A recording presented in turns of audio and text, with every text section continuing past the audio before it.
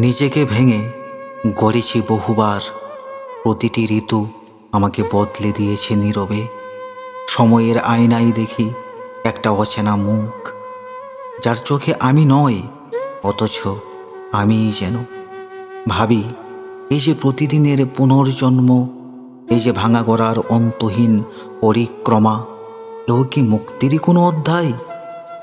বৃষ্টির ফোঁটার মতো ঝরে পড়ে স্বপ্ন, ধুলোর মতো উড়ে যায় প্রতিজ্ঞা।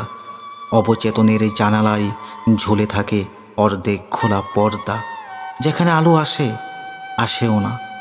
মস্তিষ্কের ভিতর জেগে উঠে অসংখ্য নামহীন চিন্তা, এক এক করে তারা ভাসে, তারপর ডুবে যায় অবচেতনের অতল জলে। আমি তখন দাঁড়িয়ে থাকি এক অদৃশ্য সিঁড়ির ধাপে, যার উপরে আকাশ, নিচে নিজেরই ছায়া।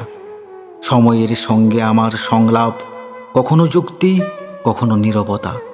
মৃত স্বপ্নের ভস্মে গড়ে তুলেছি এক নতুন আমি, যে জানে না সে কবে জন্মেছে, তবু প্রতিদিন বাঁচে পুনর্জন্মের তৃষ্ণায়। অন্তরালেই খুঁজে পাই প্রতিচ্ছবি, অদেখা সত্তা, নিঃশব্দ মুক্তি।